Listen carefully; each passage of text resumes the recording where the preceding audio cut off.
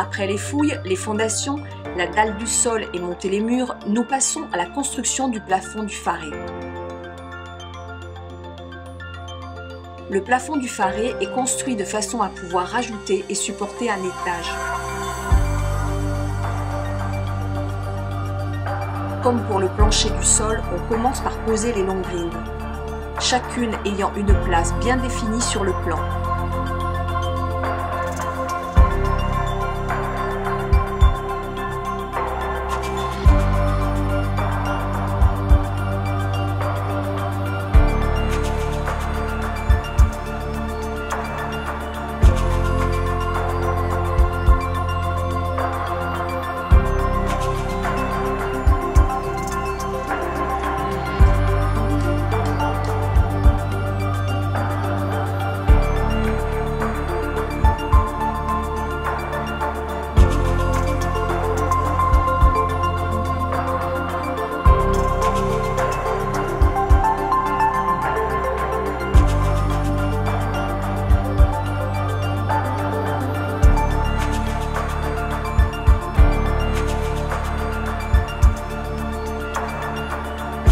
Les longrines posées, c'est au tour des prédales d'être installées avec le même processus que pour le sol.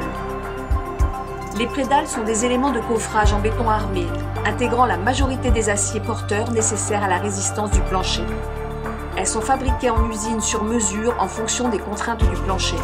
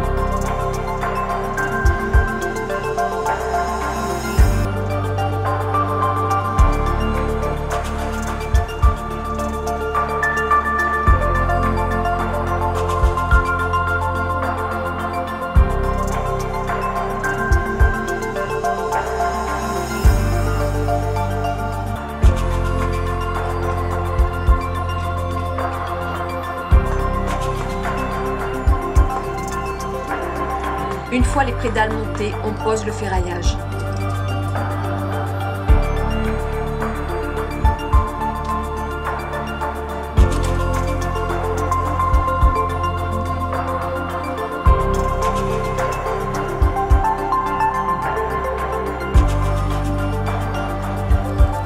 On soude les tiges de ferraille entre elles afin de solidifier la dalle lorsqu'elle sera coulée. Elle est constituée d'acier, d'un alliage de fer et de carbone qui résiste bien à la traction. Tout est prêt pour que la dalle soit coulée. Le béton est alors projeté, bien étalé puis lissé afin d'avoir une dalle parfaite, propre et à niveau.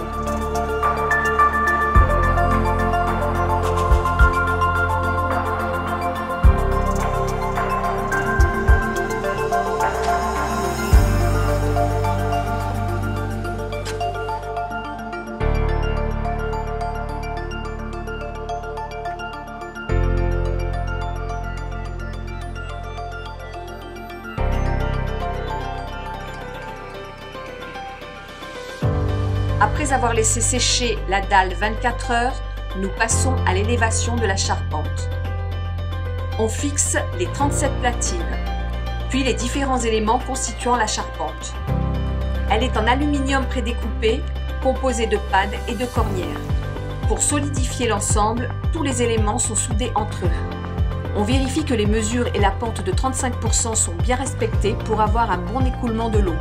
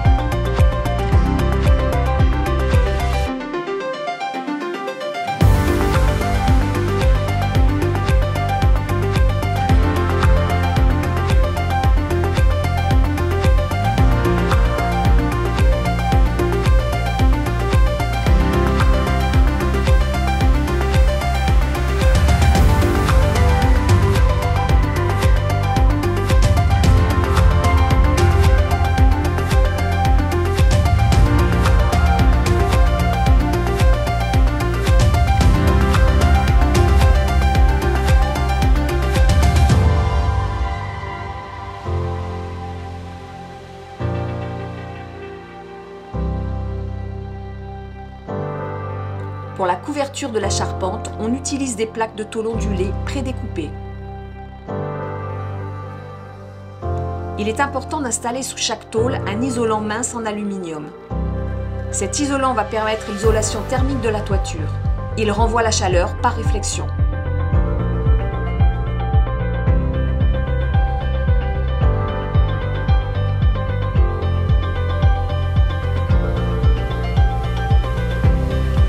On fixe chaque tôle aux pannes et aux arbalétriers.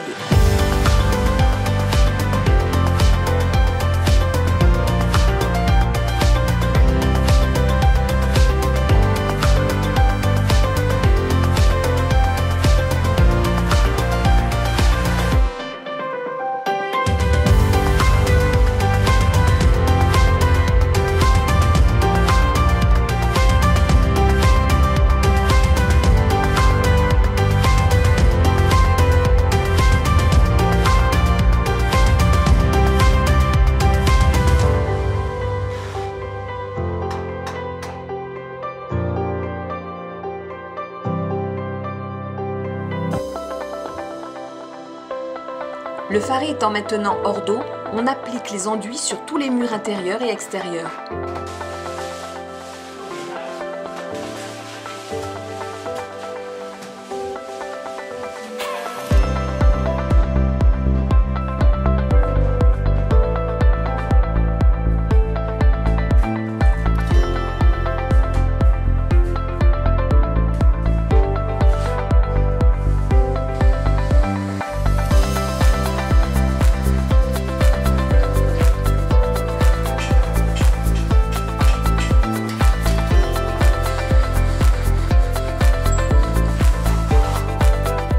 L'enduit doit être bien lissé pour qu'il n'y ait aucun défaut. Ça, on fait la finition, puis cuire.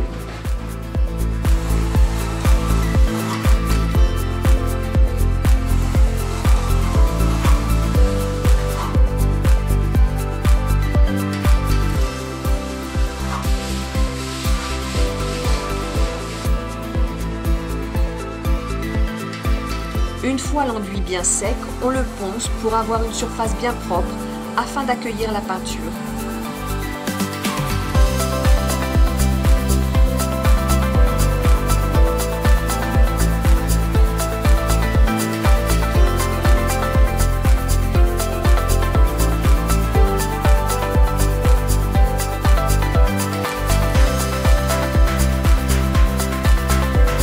On applique la peinture sur les murs intérieurs et les plafonds.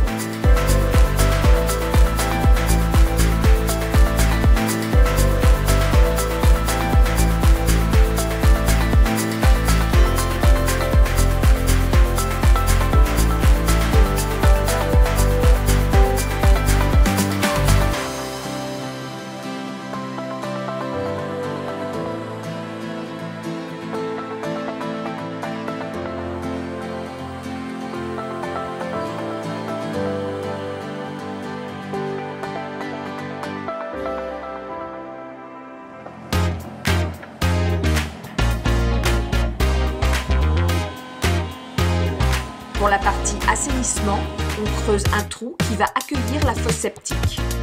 C'est un système autonome d'assainissement des eaux usées de la maison. Le trou doit être assez profond pour que le haut de la fosse arrive au ras du sol.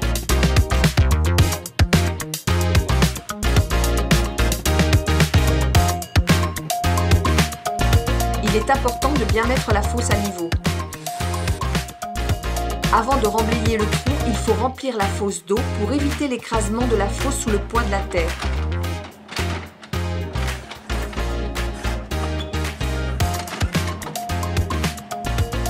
On termine par la création d'une dalle qui va venir recouvrir et sécuriser la fosse septique.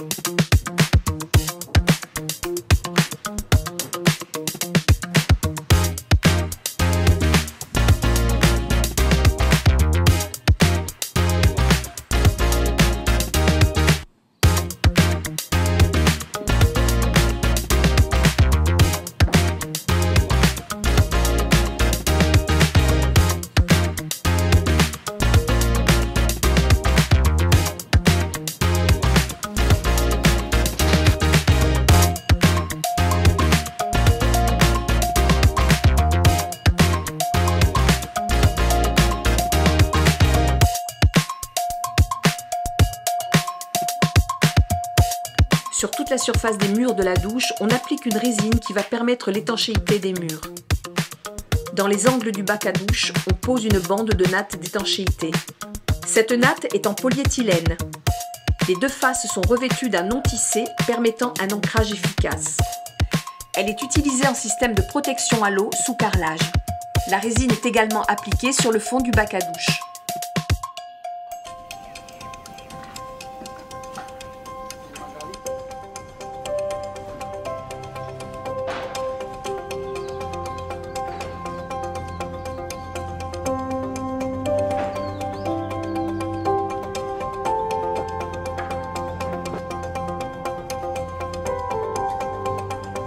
Une fois la première couche de peinture faite, on pose le carrelage. Pour préparer la colle spéciale carrelage, on utilise une colle en poudre que l'on mélange à l'eau. Il est important de suivre le dosage indiqué pour ce type de colle. Sur l'envers des carreaux, on étale et on lisse la colle à l'aide d'une truelle.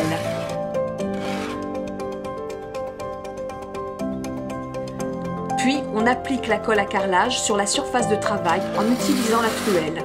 Avec un peigne que l'on tient à un angle de 45 degrés, on passe sur la surface en effectuant des mouvements réguliers.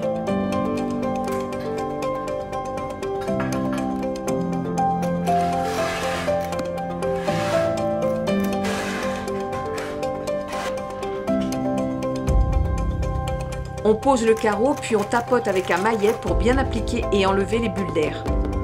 On utilise des croisillons en plastique pour avoir un bon écartement régulier entre les carreaux.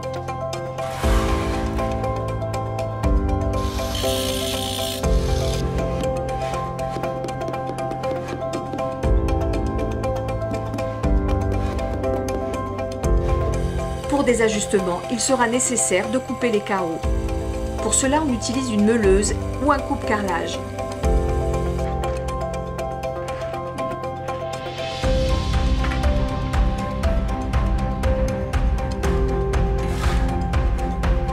Le carrelage au sol est posé dans toutes les pièces du faré.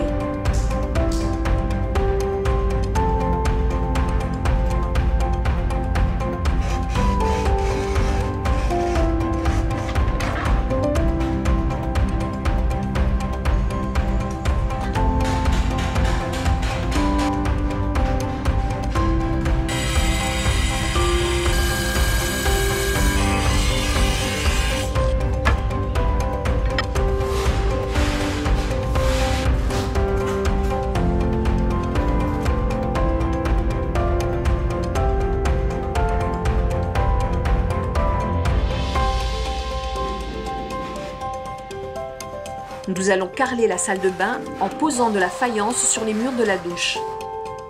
Le même procédé sera utilisé pour le carrelage mural.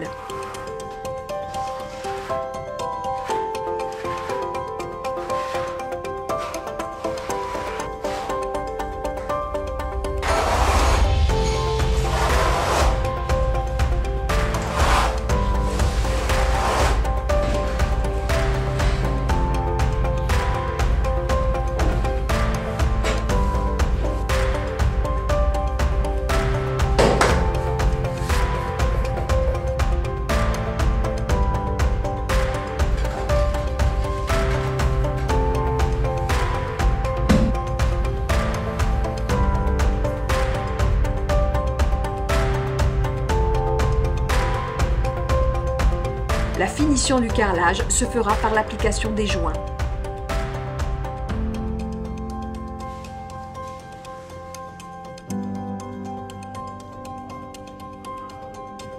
Pour la partie électrique, tous les câbles électriques sont sortis aux endroits prévus par le plan. On pose les supports, les prises et interrupteurs et enfin les caches de finition.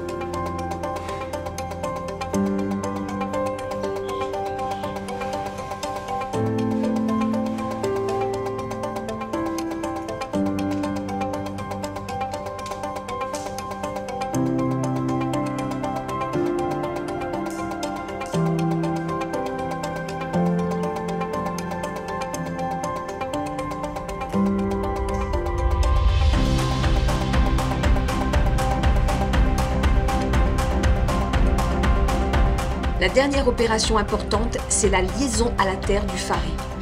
Elle permet d'écouler les courants de fuite jusqu'à la terre sans danger pour les biens ou les personnes. Le tableau électrique installé regroupe tous les circuits de l'installation électrique. Il est composé de plusieurs modules et garantit la sécurité de votre habitation. Toutes les prises et les interrupteurs sont ensuite testés.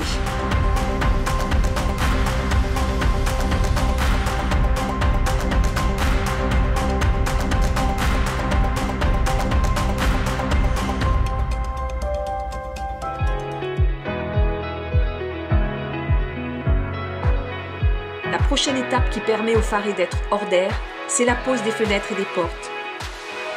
Elles sont posées, ajustées, puis fixées. Pour finaliser, on appliquera un joint silicone tout autour pour assurer une étanchéité.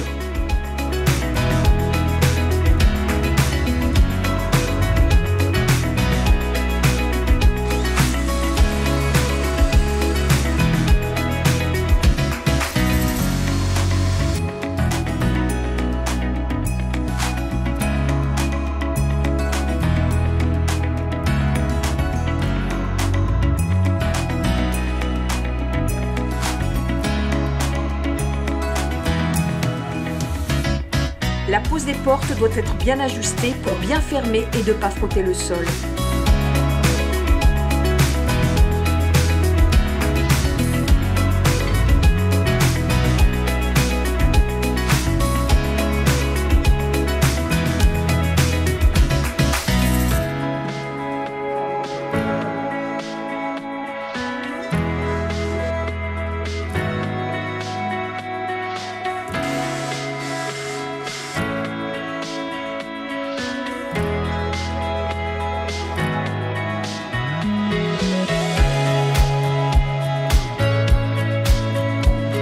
La pose des portes doit être bien ajustée pour bien fermer et ne pas frotter le sol.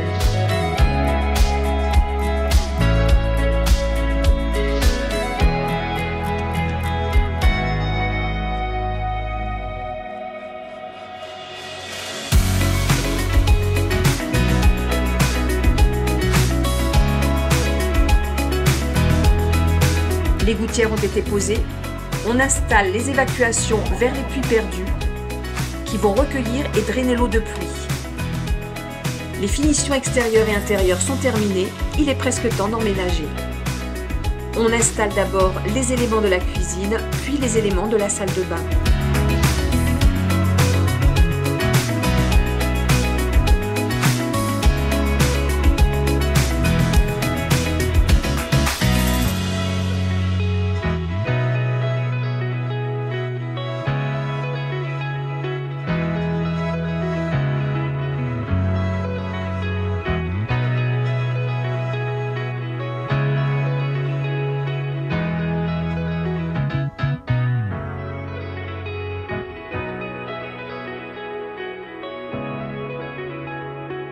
Bienvenue dans votre Faré tropical T3 par OPH.